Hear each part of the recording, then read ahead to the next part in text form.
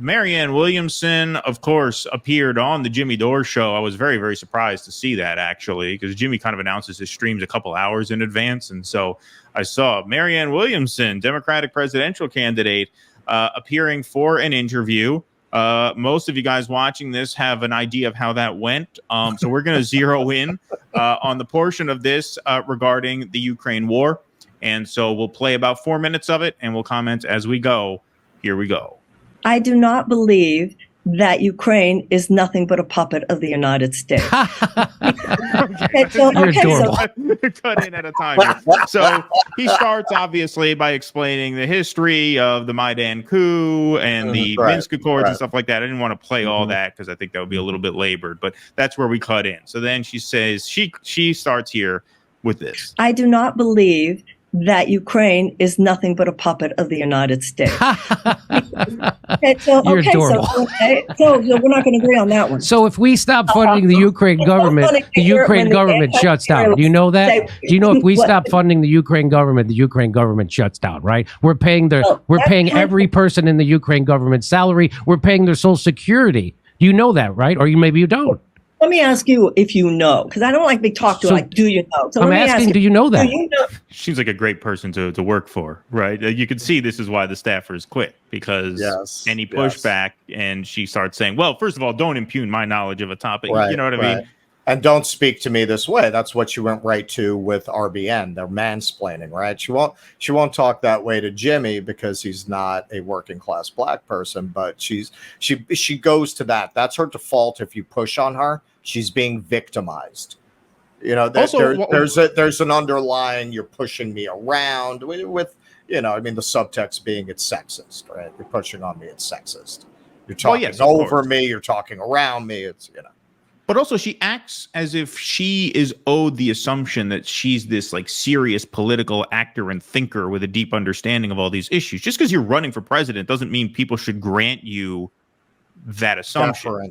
You're a spiritual guru and author about stuff that has nothing to do with geopolitics and war and peace. So why should we're supposed to assume that because you're running for president that you know all this? It's pretty clear based on your position on this that you either A, don't know all of this, or B, know all of this, but are parroting the party line for convenience anyway, which is what he's getting to there. So, but the idea, like, first of all, don't talk to me like I don't know any of this. Well, if you know this and you still land where you land, that's an even bigger indictment, right? Like, there's no real shame in not knowing it. I mean, you should know it. I wouldn't vote for you if you didn't have a good handle on this, which is why I said I wouldn't vote for Marianne Williamson no matter where she was running, because she's wrong on this issue. But like the idea that you would react indignantly to the assumption that you're not as informed about this as you should be is just bizarre, since this is in no way, shape, or form your area of expertise as a person. Right.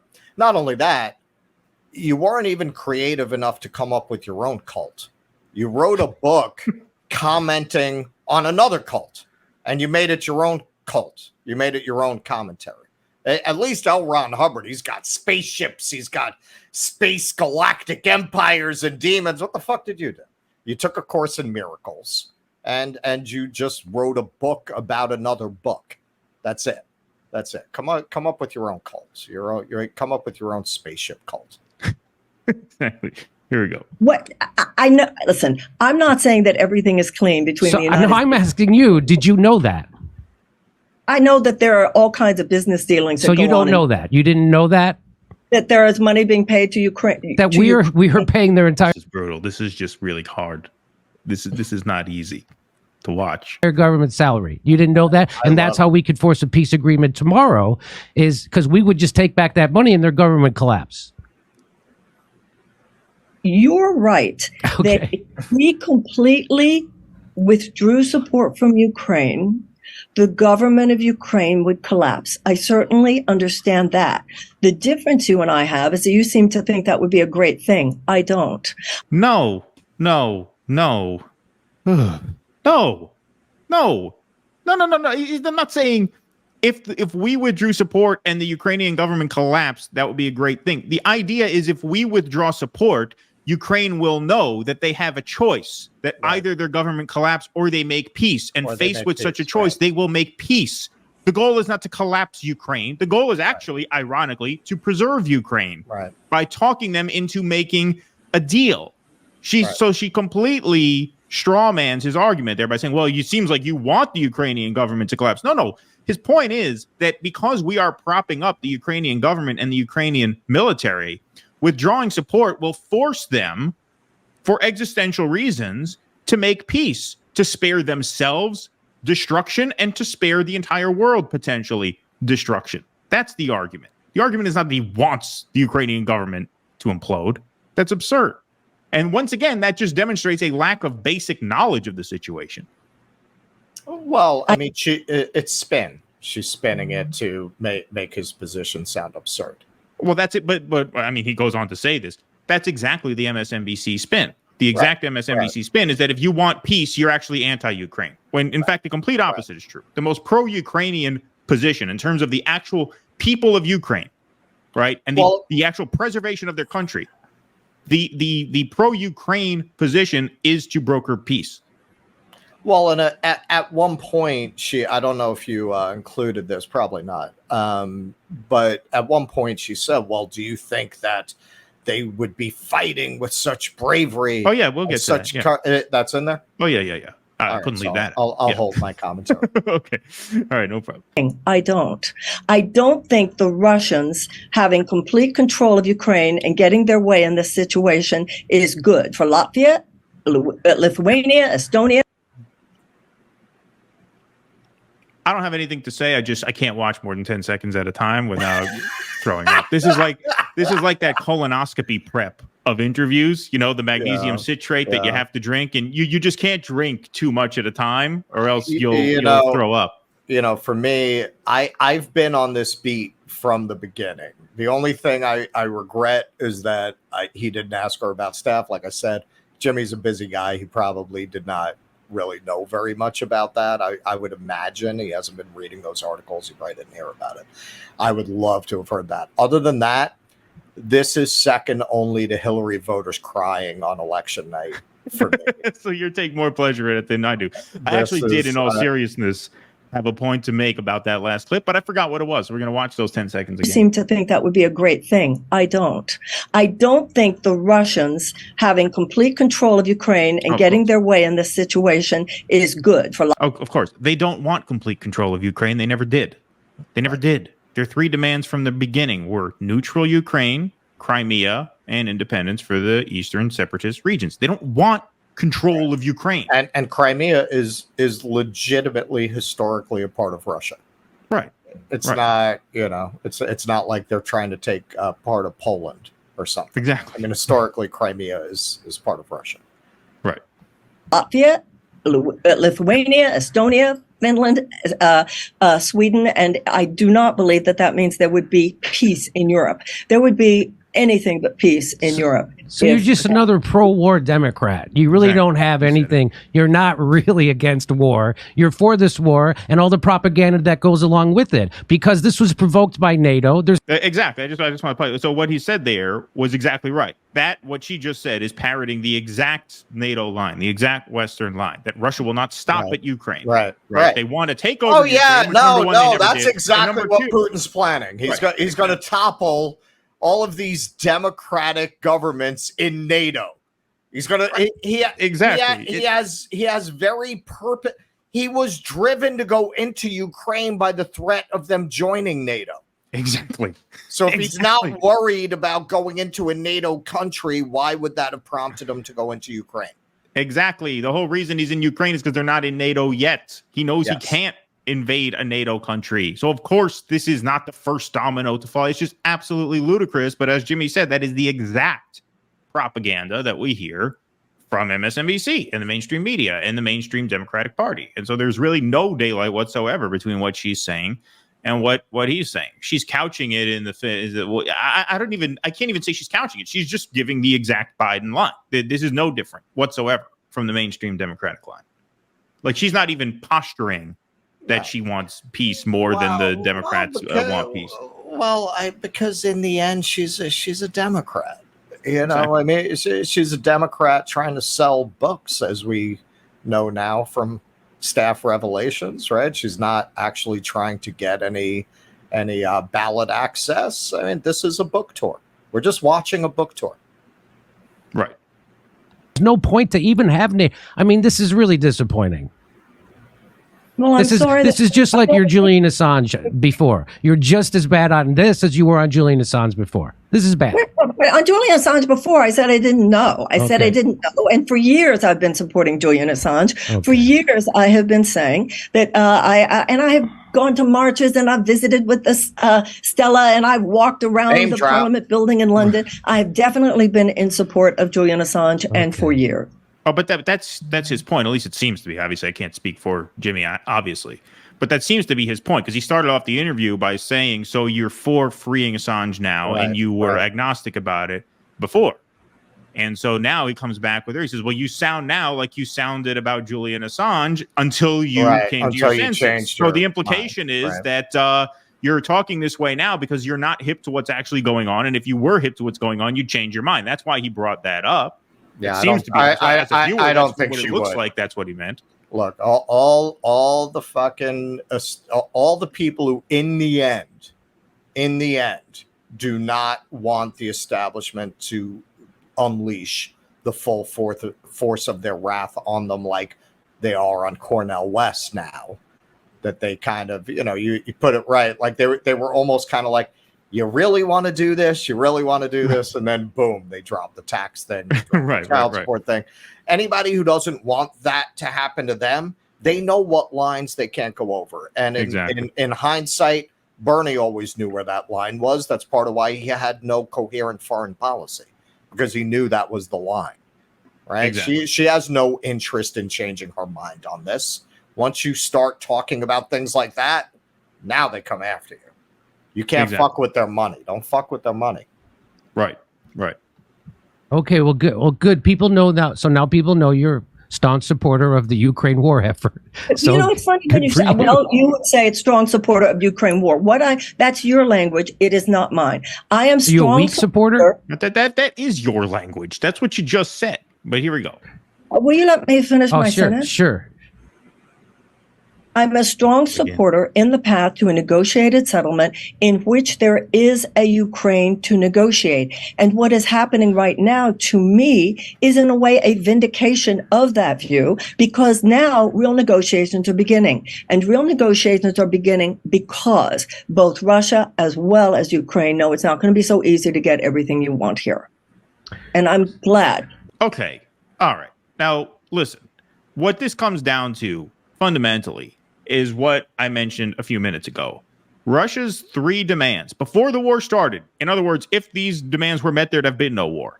Were Ukraine cannot join NATO. They must remain neutral. Right. Crimea must be recognized as Russian. And Ukraine has to let go of the separatist regions. Do you think Russia is going to cave on any of those 3 items? It does not look to me like Russia is going to cave on any of those 3 items. Those are hard lines for them, just as they were hard lines before the war started. What that therefore means is that if you do not peel away one of those 3 demands from Russia, even by NATO's own logic and the West's own priorities, right? If you do not get Russia to cave on either of those 3 demands, what that means is that this war could have been avoided altogether. And the same political outcomes could have been guaranteed, which means all of this bloodshed, all of this horror was for absolutely nothing. Absolutely nothing. So she's talking about negotiations are underway. If Russia does not blink on any of those 3, it means the war was for nothing. Well, and something we don't talk about enough is the mission that Boris Johnson went on to Ukraine early in the war. I think it was only 2 months into the war. I think it was April, and the war had started in February. And he went, and supposedly Putin and Zelensky were prepared to negotiate. They had some rough terms, and the United States nixed it. They did not want it, which, we'll get into it, but yeah, sure. The Ukrainians, I don't discount that the Ukrainians, from my experience of talking to Eastern European people, they fucking hate Russia. They hate Russia. There is a long long history of Russia being the bully in the neighborhood that at various points in their history have governed them against their will, right? I don't want to gloss over that. I mean, sure, they fucking hate Russia. That one doesn't preclude the other, that they are being manipulated and used as cannon fodder for Western interests. Those two things can be true at the same time. Well, absolutely. And we actually get to that in this last part of it here. Vladimir Putin is beginning to have countries like China now, for the first time, willing to attend a meeting like that, because he will be getting China, India, Brazil, and other countries, not just the United States, who are saying this thing has got to stop and you're not going to get everything you want. So it's that kind of attitude that is getting people slaughtered in Ukraine. Exactly.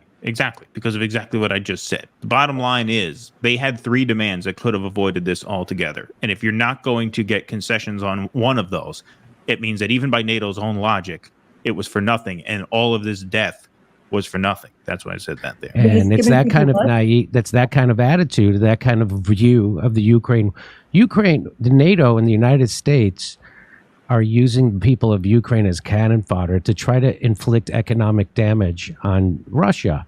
And right. So this isn't about liberating from Russia. This is about us provoking. They were already a country. There was nothing. We're not talking about the Donbass and Crimea. So you can have this view if you want.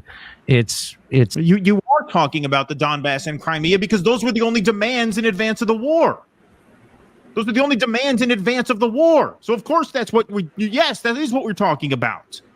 Donbass and Crimea, and they have to remain neutral. Right. And it's odious. Sorry, go ahead. And why not? I mean, when there have been similar cases, like the breakup of Yugoslavia, where you have these different groups with different cultures and different interests, we haven't opposed them having separate regions based on their distinct culture. We've encouraged it in many cases. So yeah, these people are ethnically Russian. They're speakers of Russian. Like, why are we forcing them to be part of Ukraine if they don't want to be part of Ukraine? Like, are we the good guys in that situation? I thought we're for human freedom, right? Universal rights, democracy.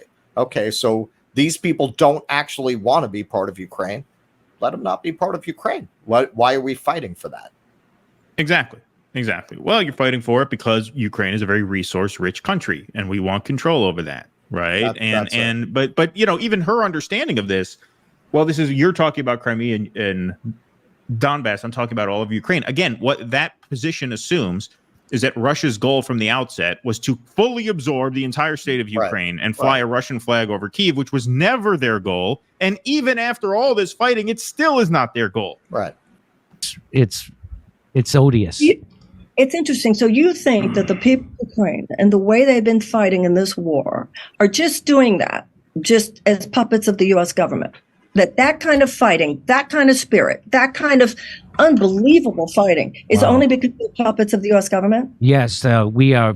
So if you don't know what's happening there, that's fine. But to say that we're not slaughtering those people for an economic war by the West on Russia just shows a naivete about the situation. It's too bad. All right. So as it pertains to that final point, I do think, just to be fair, the Ukrainians are a proud people, and there are certainly people fighting because of their own nationalist and patriotic convictions. On the other hand, to what Jimmy said, there is a draft in Ukraine, right? It's not that everybody's on the front lines if Ukraine wants to be there, right? There is compelled service there. And so there is that question there. That's perhaps more of a mixed bag than it seems.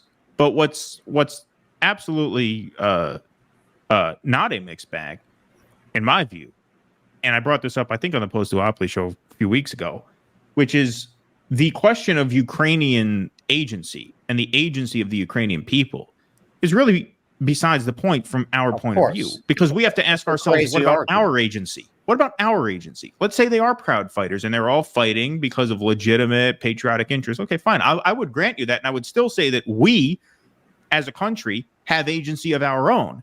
And we must use that agency to decide whether this is a fight worth risking the future of humanity on. Right. That's for us to answer. That has nothing to do with how the people in Ukraine feel about this fight that they're on. Well, and it's an insane argument. You could say that about any war. You could say any war where the soldiers were fighting, believing that they're fighting for their country, but they were manipulated by corporate interests or private interests. Well, that war is just because they were patriotic and they believed in what they were doing.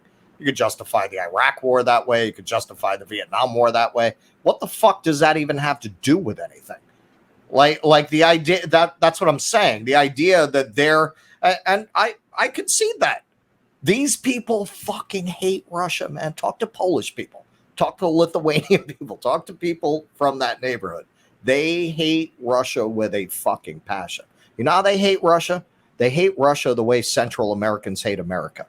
That's how they hate Russia. And it's a very similar dynamic, right? It's this bigger power that's always interfered in their affairs and at various times occupied them or actually absorbed them into itself, right? They legitimately hate Russia. That doesn't mean we're not using them as cannon fodder for our own purposes. The idea of the soldiers about what they're fighting for, as we've seen again and again in history, is very often not related to what they're actually fighting for in terms of the interests of the people who sent them to fight. Please clap.